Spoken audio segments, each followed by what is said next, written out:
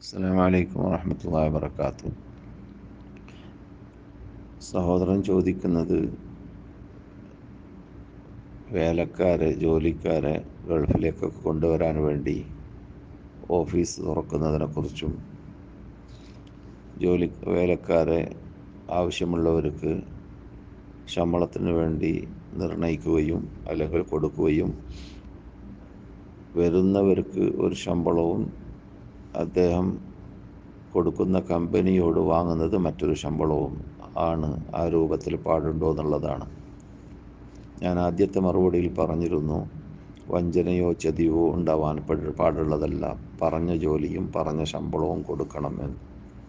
സഹോദരൻ്റെ ചോദ്യത്തിൽ ശമ്പളം പറഞ്ഞത് തന്നെയായിരിക്കും, പക്ഷേ അതിനേക്കാളും കൂടുതൽ ശമ്പളം പറ്റുന്നുണ്ടായിരിക്കും കമ്പനി അല്ലെങ്കിൽ ഓഫീസ് എന്നാണ് ചോദിക്കുന്നത്.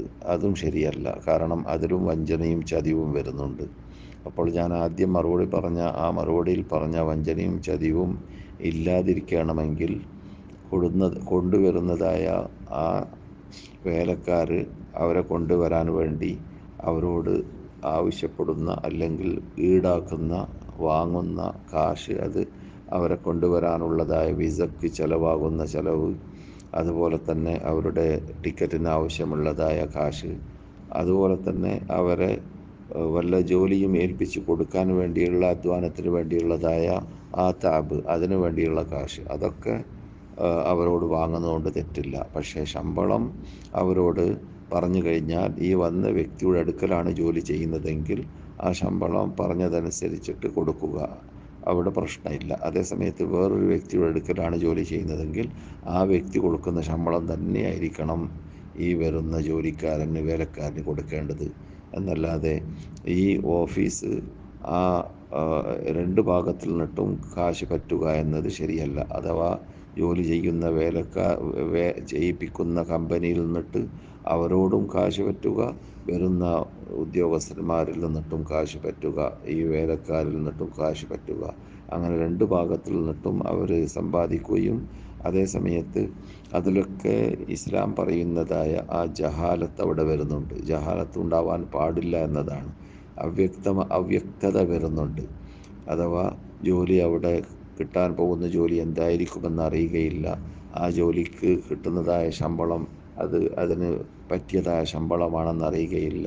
അപ്പോൾ പറ്റിയ ശമ്പളം ഇവർ 40,000 വാങ്ങിയിട്ട് വരുന്ന ജോലിക്കാർക്ക് 20,000 കൊടുക്കുക എന്നത് അത് വഞ്ചനയും ചതിവുമാണ്. ഈ ഓഫീസ് തുറന്നു കഴിഞ്ഞാൽ അവർക്ക് അനുവദനീയമായ ഭാഗം അത് അവരെ കൊണ്ടുവരാൻ, അഥവാ വേലക്കാരെ ഇന്ത്യയിൽ നിന്നിട്ടോ മറ്റു നാടുകളിൽ നിന്നിട്ടോ ഗൾഫ് രാഷ്ട്രത്തിലേക്ക് കൊണ്ടുവരാൻ ആവശ്യമുള്ളതായ ആ ചെലവ്, ടിക്കറ്റ് ആവട്ടെ, അതുപോലെ തന്നെ ഓഫീസുകൾ മുറാജ നടത്തുമ്പോൾ വരുന്നതായ അധ്വാനത്തിനുള്ളതായ പകരമാവട്ടെ, അതൊക്കെ വാങ്ങാമെന്നല്ലാതെ കഫാലത്ത് നിൽക്കാൻ വേണ്ടി കാശ് വാങ്ങലോ, അവർക്ക് ഇവിടെ വരാൻ വേണ്ടി ഒരു ശമ്പളം നിർണ്ണയിക്കുകയും എന്നിട്ട് അതിൽ കൂടുതൽ ശമ്പളം മാസം പ്രതി പറ്റുകയോ ചെയ്യുക എന്നത് അത് യഥാർത്ഥത്തിൽ ജഹാലത്തും ഇസ്ലാം വിരോധിച്ചതായ വഞ്ചനയും ചതിവും ഖററും കടന്നുകൂടുന്നുണ്ട്. അത് ഒഴിവാക്കേണ്ടതാണ്, പാടുള്ളതല്ല. അല്ലാഹു അലം. അസ്സലാമു അലൈക്കും വറഹ്മത്തുള്ളാഹി വബറകാതുഹു.